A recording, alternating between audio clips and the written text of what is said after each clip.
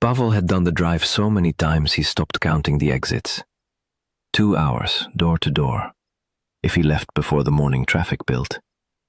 He knew which lane to be in before the tunnel, knew the particular sound the road made when the asphalt changed just before the city limits, knew the parking spot at the side of his mother's building that was almost always free on weekday mornings because the neighbor who usually took it worked shifts. He knew all of this, and he used none of it consciously anymore. The drive had become the kind of thing the body does while the mind is elsewhere. He was thinking about the square footage. Specifically, the bedroom on the north side, which his sister Elena had already said she wanted, and which his brother Dmitri had said was worth more per meter than the rest because of the light, and which Pavel had not yet said anything about because he was trying to approach this practically, like an adult, like someone who understood that these conversations had to happen eventually, and better to have them with everyone at the table than later, in a solicitor's office, with things already decided badly. He pulled into the parking spot. He sat in the car for a moment. Through the windscreen he could see the building's facade. 6 stories, pale yellow paint that had gone the color of old paper.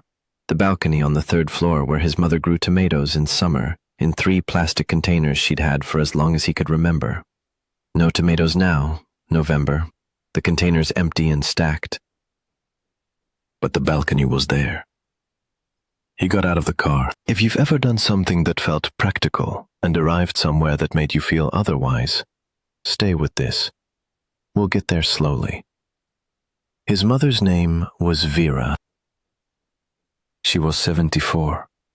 She had lived in the apartment for 38 years, which meant she had moved in when Pavel was 9 and Dmitri was 12 and Elena hadn't been born yet, and the apartment had preceded his sister entirely, had shaped the specific texture of all their childhoods, the smell of the hallway, the sound of the pipes in winter, the particular quality of afternoon light in the kitchen that he associated, without being able to say why, with safety. Vera had been a bookkeeper. She'd retired at 67, which she'd done without complaint or adjustment period, moving from employed to retired, the way she moved from one room to the next, steadily, without fuss. She cooked, she visited the market, she called the grandchildren on birthdays and sometimes for no reason. She watched certain television programs she'd watched for 20 years and would not be argued out of. She did not complain. This was the thing about Vera that her children had come to rely on in ways none of them had examined closely. She did not ask for more than what was offered. She did not say when things were difficult. She made tea whenever anyone arrived, and she listened more than she spoke. And when things were decided, holidays, visits, renovations, schedules, she said, "Whatever works for everyone." Whatever works for everyone. Pavel had always thought of this as her temperament, easygoing, low maintenance, uncomplicated. He'd thought of it as a gift she gave the family, this quality of not making things harder. He was 39 years old, and he was still thinking of it this way when he came through the door that Tuesday morning and found his mother in the kitchen making tea and his brother already at the table with a printed floor plan. Dmitri worked in property. This was his mode. He arrived prepared, with paper, with numbers. Pavel respected this about him, even when it was annoying. "You're late," Dmitri said. "I'm exactly on time," Pavel said. He kissed his mother on the cheek. She smelled like she always smelled, something warm, something slightly like the tea she'd been making for decades, something that was just her. "Hi, Mama." "Sit down," she said. "I'll bring the cups." Elena arrived 20 minutes later, which she'd warned them about. Work, traffic, the usual. She came in and also kissed their mother, and also sat at the table, and Vera brought out the tea and a plate of the small cookies she always put out when everyone was together, and then she sat at the edge of the table, at the corner seat, the narrow chair that had always been the extra one, the chair that got pulled in from the hallway when there were guests. Pavel noticed this, and then stopped noticing it, because Dmitri was explaining his printout. The floor plan was the apartment. He'd gotten it from some registry document. Pavel didn't ask where.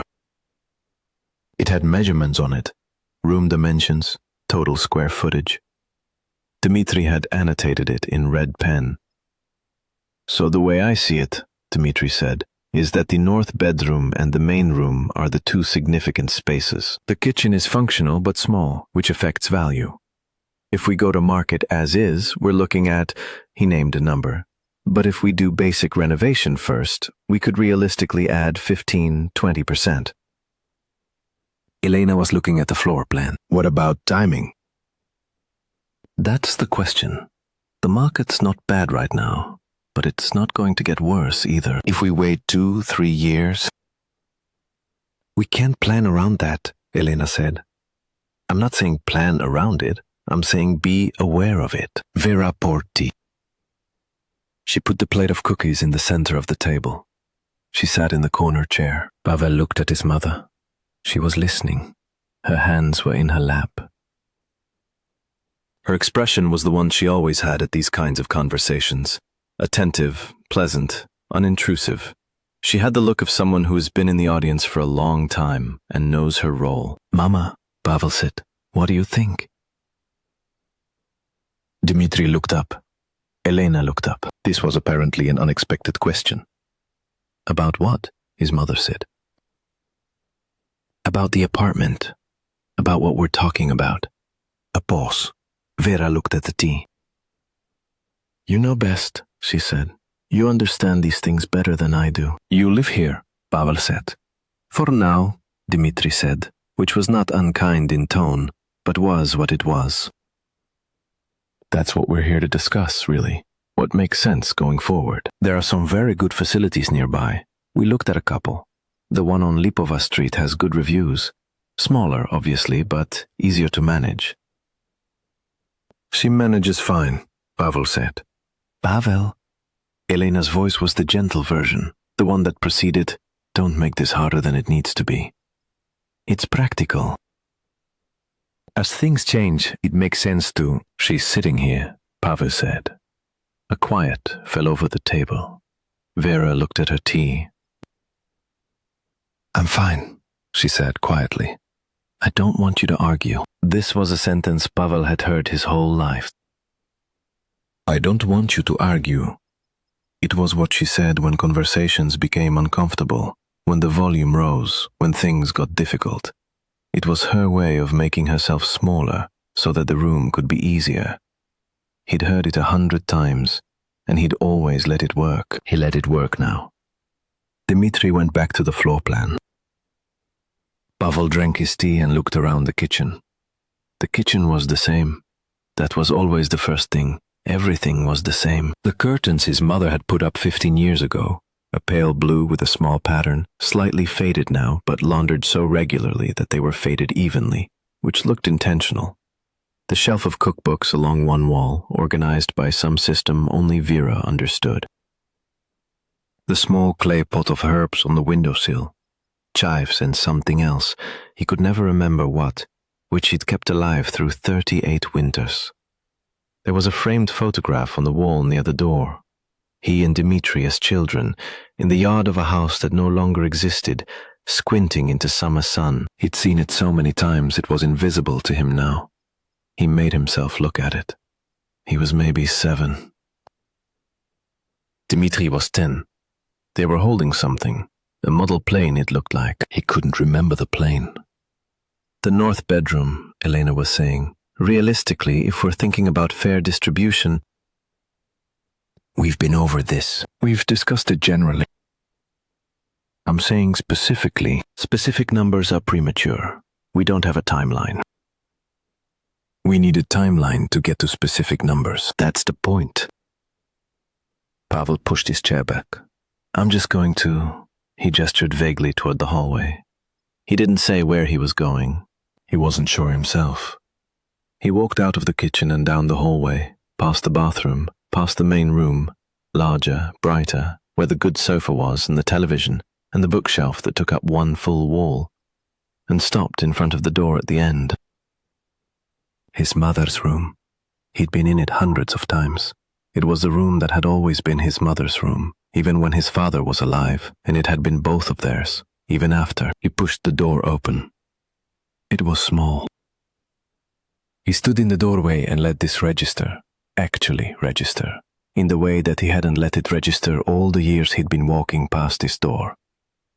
It was the smallest room in the apartment. He'd known this technically. He knew the floor plan. He could have told you the dimensions if asked. But standing here, with Dimitri's annotated printout still on the table in the kitchen, with the numbers in his head, with the north bedroom and the main room and the square footage all arranged, he stood in the doorway of his mother's room and looked at it. A single bed, neatly made, a dresser, one small window facing the courtyard, not the street, a chair with a footstool, a lamp on the bedside table with a slightly crooked shade, a small rug on the floor that he recognized as the one from the hallway of his grandmother's house, which meant his mother had kept it for at least 40 years. That was it. That was the room Vera lived in her 38-year apartment. He walked in slowly. He wasn't sure why he was walking in, what he was looking for. The room had the quality of a space that had been made as small as possible without complaint. Not sparse from choice, not minimalist from aesthetic preference, but compressed, accommodating, making room. He opened the wardrobe. He didn't know he was going to do this until he did it. The door swung open easily, well maintained, no creak. Inside, clothes. His mother's clothes, which he'd never thought about, which existed in the category of things that were simply there. Blouses, mostly. Several in grey or dark blue. A coat, a pair of shoes on the shelf, and in the back, pushed to the side, on padded hangers that were different from the plain wire ones at the front. Dresses. He pulled the hangers forward slightly. 3 dresses. Maybe 4.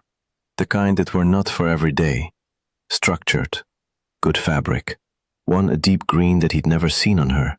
One a dusty rose. They were folded carefully into their own shapes by the hangers, but he could see that they'd been cleaned and stored with care, protected. He looked at them for a moment. He thought about the last time he'd seen his mother in something other than the ordinary daily clothes. He thought, and couldn't find it.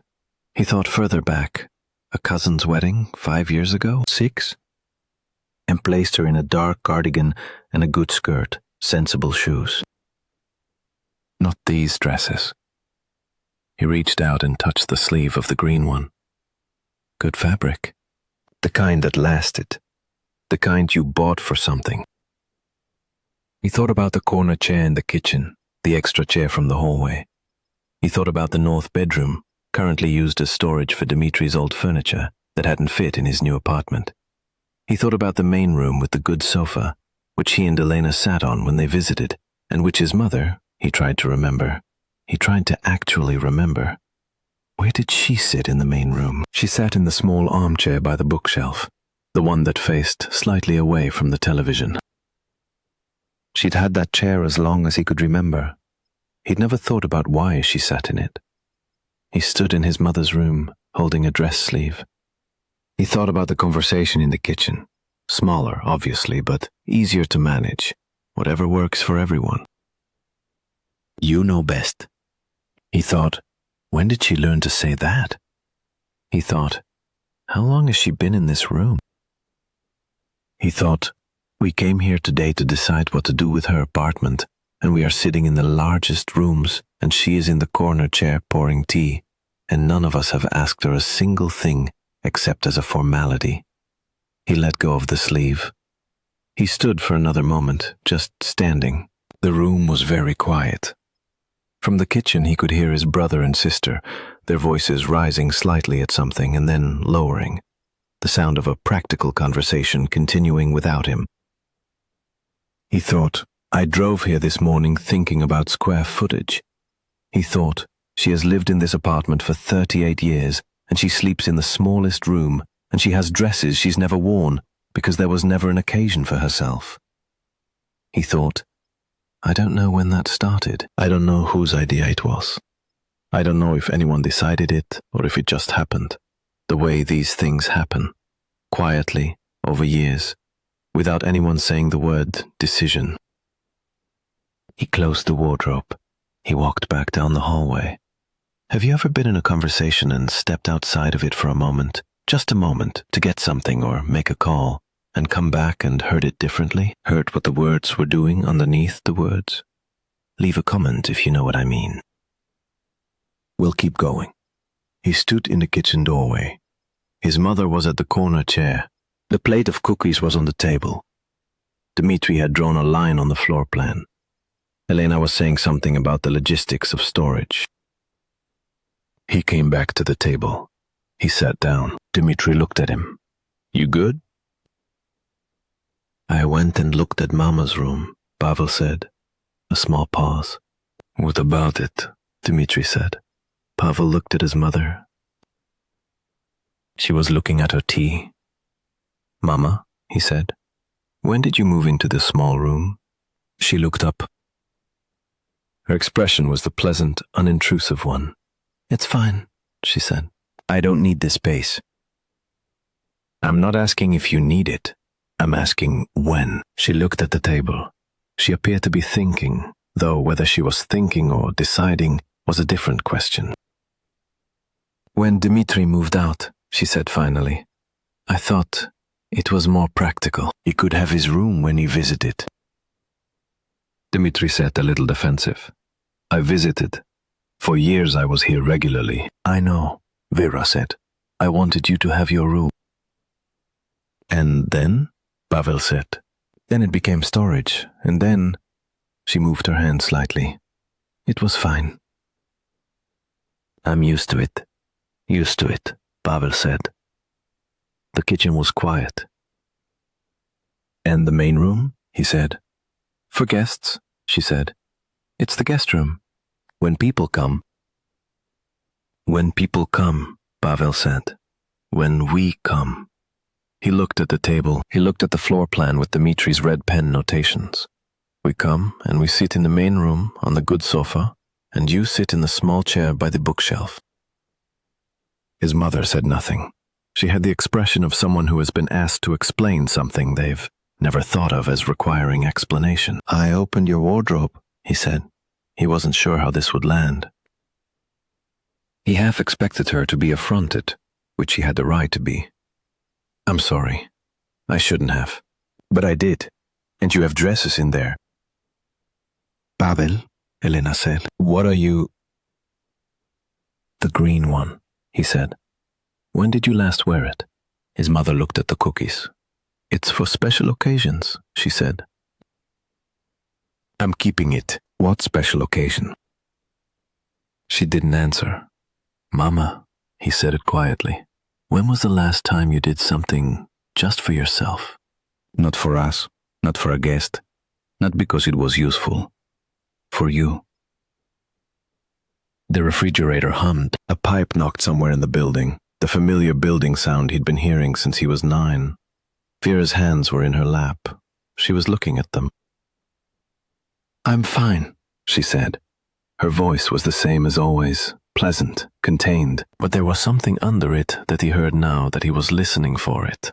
The slightest tiredness, the sound of a person who has answered this question, or questions like it, for a very long time, and has found that fine is the one answer that requires no follow-up. Dmitri put his pen down. He looked at the floor plan. He looked at it for a moment in the way of a person who has built something and is now looking at the scene where it's come apart. We don't have to decide anything today, he said. His voice was quieter than it had been. No, Pavel said, we don't. Elena had her hand near her mouth. She was looking at their mother in a way that was different from before. Not assessing, not logistical. Just looking. Mama, she said, do you actually want to stay here? In the apartment? Vera looked at her daughter. This was the question. Not the floor plan, not the square footage, not the facility on Lipova Street with its good reviews and its smaller size and its easier management. This was the question that none of them had asked when they sat down, that hadn't been on anyone's agenda, that hadn't made it onto Dmitri's annotated printout. The simple, ordinary, unbearably overdue question. What do you want? Vera sat in her corner chair. She looked at the table. She looked at the cookies she'd put out. She looked at her 3 children, who were all watching her in the slightly uncertain way of people who have just realized they've been proceeding without checking. She said, "This is my home." Just that. "I know it's old," she said. "I know it needs things. I know you worry." Her voice was steady, which was not the same as easy. "But this is my home. I planted the tomatoes on the balcony. I know where the pipe knocks in the winter. I know which drawer sticks in the kitchen." She looked at her hands. "I know this place." Nobody said anything. "I'm not asking to stay forever," she said. "I know things change. I'm not difficult about it. A small, composed pause. But I would like to be asked. I would like it not to be already decided." Pavel looked at his brother. Dmitri was still looking at the floor plan. He reached out and turned it over, face down, on the table. He did this quietly, without making anything of it. "Okay," he said. "Just that. Just okay." Elena said, "We should have asked you first, before today. This whole conversation, we should have started differently." Vera looked at her daughter. Her expression had shifted slightly. Not dramatically. She was not a dramatic woman, but something in it was fractionally less contained, as if the smallest pressure had been released. "Yes," she said. They sat for a moment with the turned-over floor plan and the cookies and the tea gone slightly cold. Pavel thought about the room at the end of the hallway. He thought about the 4 dresses on padded hangers.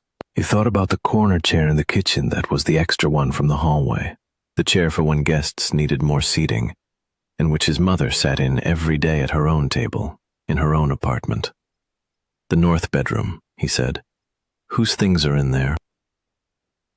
"Mine," said Dmitri. He said it without pleasure. "When did they go in there?" A pause. "When I moved. I didn't have room and she said..."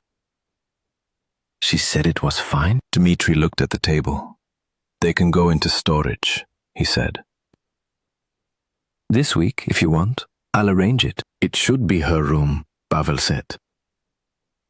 "If she wants it, or a sitting room, or whatever she wants to do with it, but not our storage." Dmitri nodded.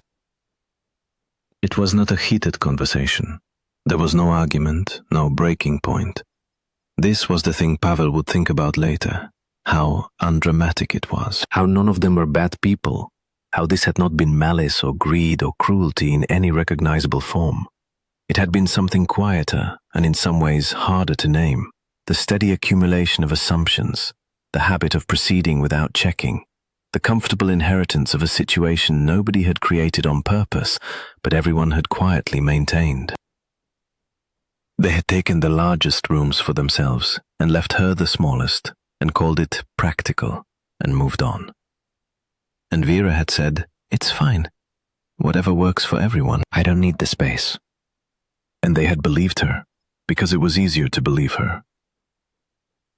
Pavel thought, at what point does it become easier for someone to say "I'm fine" than to say what's true? And at what point do you stop noticing the difference? He thought, I drove here this morning thinking about square footage, and my mother has been in the small room for... how long? How long has she been in that room? He tried to calculate. Dmitri had moved out when he was 23. He was 42 now. 19 years. 19 years in the smallest room, with the dresses for occasions that hadn't come. They stayed for lunch. This was not part of the plan. Pavel had anticipated being on the road by early afternoon. The 4 o'clock traffic was bad, and he'd planned around it. But nobody moved toward leaving, and Vera began making lunch with the quiet efficiency of a woman who had been making lunch for people who arrived without warning for decades. And the 3 of them sat in the kitchen and did not talk about the floor plan. Dmitri talked about his son, who was learning to swim. Elena talked about the renovation she was doing, her apartment in the new building. Pavel mostly listened.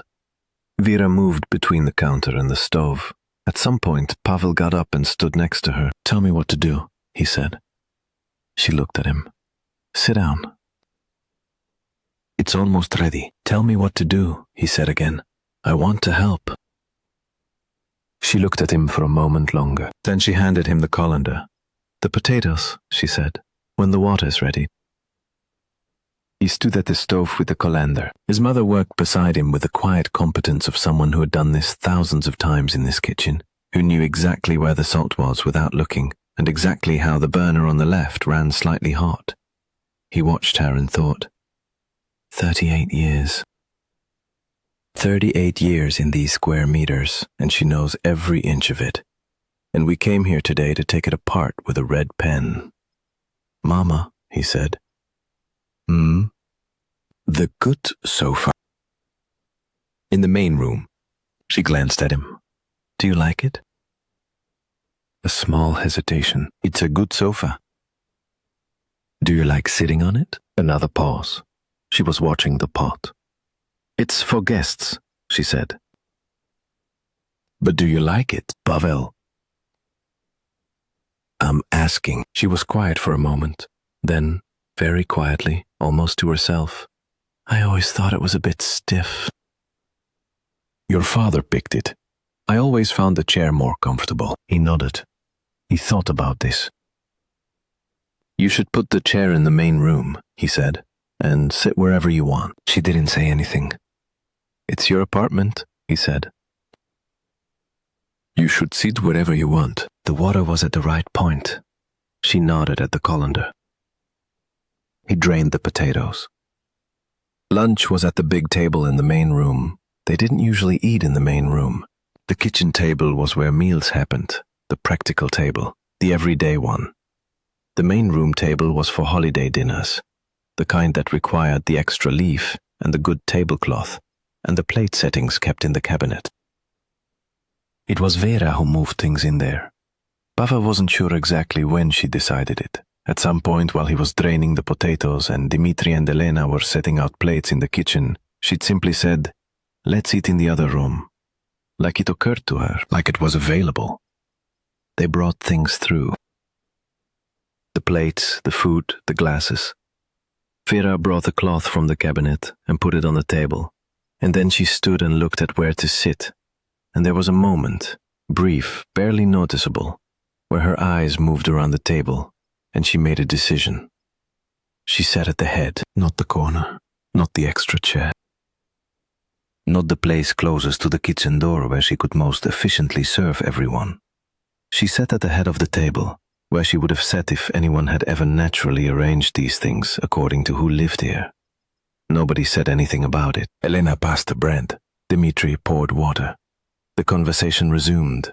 Dimitri's son, Elena's renovation, Pavel's drive in that morning. But Vera sat at the head of her own table. She didn't announce it. She didn't make a statement. She just sat there, in her apartment that she knew inch by inch, at the table with the cloth she'd kept in the cabinet, and she had her lunch. Pavel looked at her once, briefly. She was eating, listening to something Dimitri was saying about the swimming lessons. Her expression was the same composed, attentive expression, but she was at the head of the table. He thought, this is small. He knew it was small. A chair position, a lunchtime. He knew the north bedroom was still full of Dimitri's furniture, and the floor plan was still turned face down on the kitchen table, and nothing was resolved, and some version of this conversation would have to happen again, more carefully, with his mother actually in it this time. He knew the dresses were still in the wardrobe. He knew 19 years didn't become something different just because they sat in the main room for one lunch. But she was at the head of the table, and nobody had pulled the corner chair in from the hallway. After lunch, Pavel washed up. This time Vera sat at the table with Elena, and he could hear them talking. Something about a television program, something about a neighbor. And he stood at the sink and did the plates. Dimitri came in at some point and stood next to him with a dish towel, and they washed and dried without talking for a while, which was the way they'd always done it when something needed to be processed. The Orlov brothers' method of communication, side by side, doing something practical, not looking directly at each other. I'll get the furniture out this week, Dimitri said. Good. I don't want to. I didn't think about it, that she'd moved herself into the small room. Neither did I. It's been like that for a long time. I know, Pavel said. Dmitri dried a plate and put it on the rat. She never said anything. No, she wouldn't. I know, Pavel said again.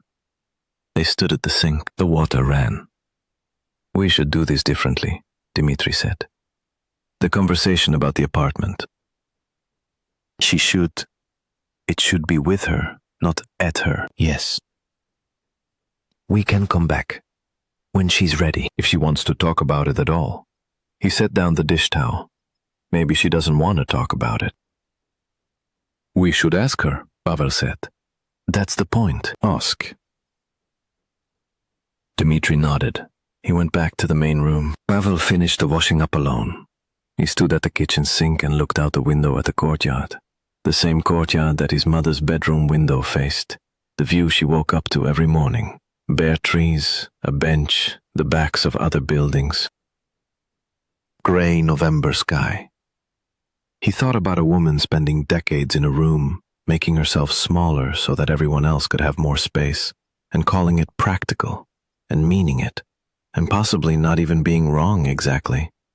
People need space, guests need rooms, children need their things, but the accumulation of it, the years of it, the way that accommodation, done long enough and quietly enough, stops looking like generosity and starts looking like invisibility. He thought, dignity doesn't always get taken in a moment. Sometimes it gets borrowed, a small piece at a time, by people who love you and aren't paying attention. He thought, I am one of those people. He dried his hands. He went back to the main room. His mother was sitting at the head of the table. Elena was telling her something and she was listening with the small, attentive nod she had. On the table near her hand was her tea. Pavel sat down. He thought about asking now the question he should have started with, that none of them had thought to lead with. He thought about how to phrase it, whether to be direct or to come at it sideways, whether she'd answer honestly or fall back to the familiar. He decided to be direct. Mama, he said, what would you want? For this apartment, not what's practical. What would you actually want? She looked at him. Elena had stopped talking. Vera looked at her tea. She looked at the table. She looked at the room they were in, the one that had been the guest room, the one with the good sofa and the bookshelf she'd put together over 38 years, one volume at a time. She said, I'd like the north room back. Simply, directly, like she'd known for a long time. For what? Pavel said. I don't know yet. A sitting room, somewhere to read. She looked at the window. Maybe nothing specific, just a room that's mine, not for storage, not for guests. A pause. Just mine. He nodded. Okay, he said. She looked at him. Dimitri's moving his things out this week, he said. After that, it's yours. Vera looked at her tea for a moment. Then she looked at her son. She said, thank you. And it was the way she said it, not as a pleasantry, not as the reflexive thank you of a woman who thanked everyone for everything as a matter of habit. She said it the way you say something you mean. He drove home at 5. He sat in the car before starting it. He thought about the morning drive, the square footage, the tunnel exit, the usual parking spot. He thought about a woman who had lived in an apartment for 38 years and occupied its smallest room and put the good sofa in the guest room and kept dresses for occasions that didn't come. He thought, I have no idea when it started. I have no idea whose idea it was. I know it wasn't mine exactly, and I know it wasn't Dimitri's exactly, and I know Elena hadn't thought about it either. It had just been. The way things are in families when they've been a certain way long enough that nobody remembers deciding. He thought, that's not an excuse. He started the car. He drove the 2 hours home, and he thought about his mother sitting at the head of her own table. He thought about how small that was. He thought about how it shouldn't have been remarkable. He thought about the fact that it was. He thought, the North Room. She wants a room that's just hers, not for function, not for utility, not for accommodation. Just a place in her own apartment where she can be. He thought, that's the smallest possible thing to want. He thought, she's 74 years old and she had to be asked. When he got home, his wife was in the kitchen. She looked at his face. "How did it go?" she said. "Differently than I expected," he said. She poured him a glass of water. He sat at the table, his own table in his own home, where he sat in the good chair without thinking about it. "Tell me," she said. He told her. He told her about the floor plan and the square footage and the north bedroom and the corner chair. He told her about the wardrobe and the dresses for occasions that hadn't come. He told her about the question nobody had asked and his mother sitting at the head of the table and the room that was just hers. His wife listened. When he was done, she was quiet for a moment. "Are you going to go back?" she said. "Yes," he said. "More, without an agenda." She nodded. "And the dresses," he said. She looked at him. "Next time I go, or before, I'll call and ask. I want to take her somewhere she can wear one of them, a dinner. Whatever she wants." He looked at the table. There should be an occasion. His wife looked at him for a moment. Then she said, "Yes, there should." He called his mother the next morning, not with news, not with a plan. He called to ask how she was sleeping, whether the pipe in the kitchen wall had knocked in the night, whether the tomato containers were still on the balcony, or whether she'd brought them in for winter. She said she was sleeping fine. She said the pipe had knocked once. She said she'd brought the containers in the week before. They were in the hall. He asked, "Are you thinking about what to do with the north room?" A brief silence. He could hear the kitchen sounds, the particular acoustics of that apartment. "Maybe curtains," she said. "The ones in there are old. What color?" "I don't know yet," she said. There was something lighter in her voice than he was used to, something that hadn't quite been there yesterday, or had been there and he hadn't been listening for it. "I am thinking about it." "Good," he said. "Take your time, Pavel." "Yes. Thank you for yesterday." "We should have asked sooner," he said. "A long time ago. I'm sorry."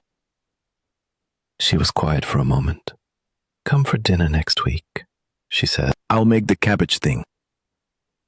"The one with the caraway?" "Yes." "I'll be there," he said. He meant it. He thought, after he put the phone down, some things don't get repaired in a day. The north room would need to be cleared properly.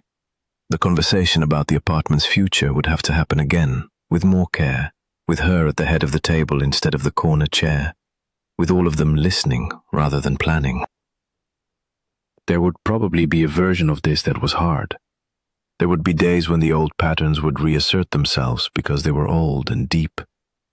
But the dresses were still there, and someone was going to ask about the occasion. He added it to his phone, under his mother's name. Not a reminder, just curtains. What color? A small, open thing.